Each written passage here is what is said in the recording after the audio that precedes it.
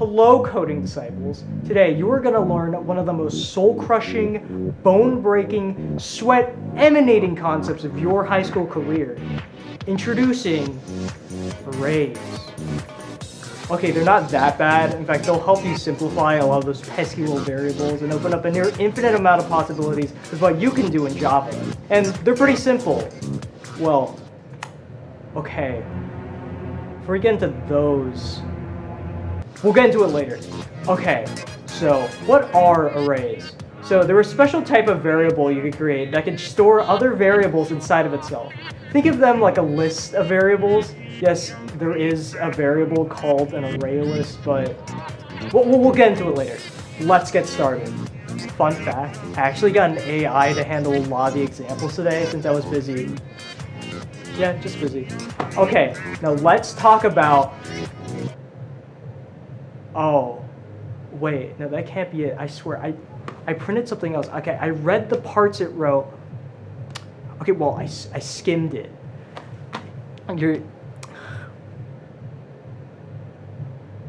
Oh no.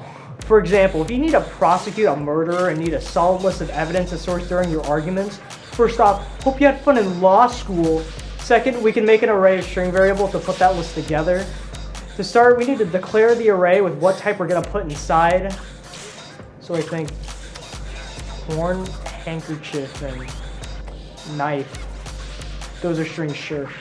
So we would write string and place an opening and closing square bracket to the right of it. For other kinds of arrays, just put the variable type followed by a set of square brackets. An important thing to note is that by creating it as an array of strings, we could only put string variables inside. If I tried to put in a Boolean variable to represent whether or not he did the crime true, let's just say, it would result in an error, even though he totally did it. There was no possible way he didn't do it. Next, you have to declare what the variable is called. Clues, lowercase clues. Remember, gotta pick an appropriate name. The things I would name it otherwise. Follow that up with equals and the keyword new. Then in this situation, you put in string, open square bracket. Then you need to specify how long the array is. This is a very important step, as if you don't specify the length of the array, you'll get an error saying array dimension missing. Don't try to print the array as it is either, because if you do, you're gonna get that. Don't ask me what that is, I also have no idea. Specifying the length is as easy as putting in a single number. That's it. For example, we have 3 clues, so I'm just gonna put in 3. When this happens, the array sets default values for each of the 3 spaces. For ints, it's 0. For doubles, it's 0.0. Booleans false, and objects null. So right now, our array is just 3 null values, and it's our job to fill them in. An important note is that once you set the length for an array, you cannot change it. It will forever have 3 available spaces, or whatever you set it to. You can't add or take away a space. The length of an array is immutable, or non-mutable. You could change the values inside the array, but you cannot alter the length, so be careful. To recap, the formula for creating an array is variable type, empty square brackets, variable name, equals, new variable type, open square bracket, length, closing square bracket, and then a semicolon. Okay, so we have the array created, but there are only null variables inside. By the end, we want the array to look something like this. Each space in the array is called an index. By now you should know about how for loops usually start at 0. Yeah, this is no different. To set a value in an array, all you need to do is type the name of the array with whichever index you want to set it in inside a set of square brackets. So for our array, we would type in clue bracket 0 bracket equals knife to set in the first value. It's very similar to creating a standard variable. Speaking of, to reference a specific value, we would just use the name and the index of the value we want to reference. Keep in mind that for both filling and referencing points in the array, you need to specify a real index that the array actually has. If I put in clue 5, I would get an array index out of bounds error. This will appear anytime you reference an index in an array that doesn't exist. When using arrays, you'll see this error a lot. I think we're ready. Let's fill out the rest of our array. Okay.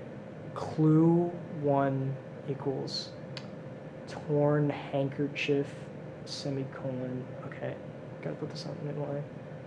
Clue 2.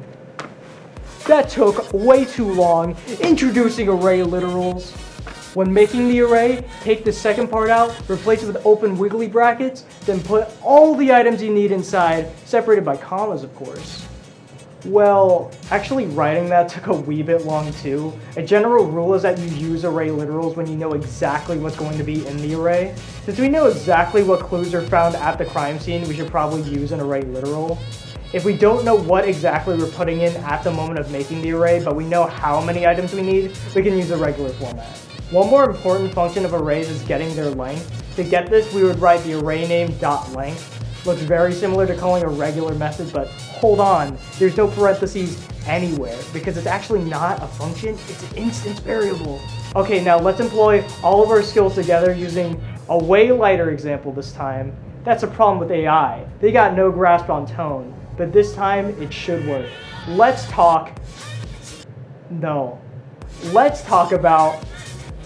okay, not that one. I said, let's talk about, that one isn't as bad as the others, but I genuinely have no idea how to work with that. So next. Nope, next one. Oh! Okay, let's not use the AI. I guess you could compile all those prompts into an array first, but who wants to see that? Let's just make an array of Booleans representing how good those prompts were. Actually, that's not a bad idea. Okay, let's start. Boolean, prompts, equals. And we know exactly what we need to put inside, so let's just make an array literal. So with that, we have a fully functioning array. We could also drop that into a for loop running for the length of the array. Inside the for loop, we could write an if statement, if prompts I equals true, or just if prompts I, if you're cool like me. So if prompts I, system.out.println, and quote, let's talk about. And then our else statement can be system.out.println, nope, next one. Okay, now that was a solid program. We can make it better. So there are enhanced for loops built purely for iterating through data like this. For example, we could write for boolean prompt : prompts, and it will iterate through the array with the newly made variable prompt being each piece of data from the array. We can use this for whenever we need to iterate through every item of an array. The format always starts with for, then the variable type you want to take out, aka whatever the array type was, then a colon followed by the name of the array you're taking it out of. So we would rewrite it to something like this. It's way easier to parse through these, so use them when you have the chance. They're really satisfying to pull off. For now, let's just focus on standard arrays. And let's hope you use them for lighter things. Please do. You have no idea how much money I spent on that AI prompter, and now you're telling me that even Grammarly has one now?